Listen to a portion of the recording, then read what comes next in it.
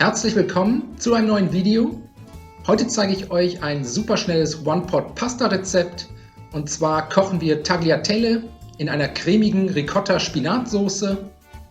Dafür als erstes eine große Zwiebel sowie 2 bis 3 Knoblauchzehen abziehen und anschließend fein hacken. Danach eine große Pfanne oder einen Topf mit einem guten Schuss Öl erhitzen. Zwiebeln und Knoblauch in die Pfanne geben und bei mittlerer Hitze und gelegentlichem Wenden für 2 bis 3 Minuten glasig anschwitzen.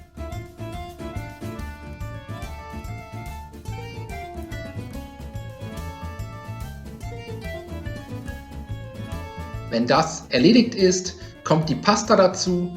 Ich habe mich für 500 Gramm Tagliatelle entschieden, funktioniert aber auch wunderbar mit jeder anderen Nudelsorte.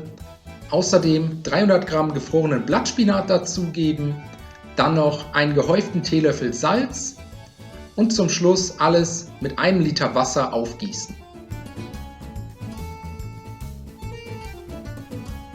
Die Nudeln anschließend, so gut es geht, in der Pfanne verteilen, damit möglichst alles mit Wasser bedeckt ist, dann zum Kochen bringen und mit geschlossenem Deckel bei niedriger Hitze für ca. 10 bis 12 Minuten sanft köcheln lassen. Zwischendurch immer mal wieder den Deckel abnehmen, alles einmal gut umrühren, damit nichts am Topfboden anbrennen kann und dann weiter köcheln lassen, so lange bis die Pasta gar ist und die komplette Flüssigkeit aufgesogen hat. Zum Schluss kommt dann der Ricotta dazu, insgesamt 200 Gramm, außerdem noch 200 Gramm halbierte Kirschtomaten und alles mit frisch gemahlenem Pfeffer abschmecken. Salz sollte eigentlich genug dran sein.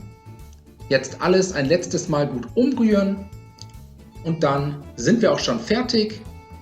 So sollte die Pasta aussehen, richtig schön cremig. Die Ricotta-Spinat-Tagliatelle anschließend sofort auf Tellern verteilen und servieren. Ich hoffe, euch hat das Video gefallen. Ich wünsche euch viel Spaß beim Nachmachen. Bis zum nächsten Mal.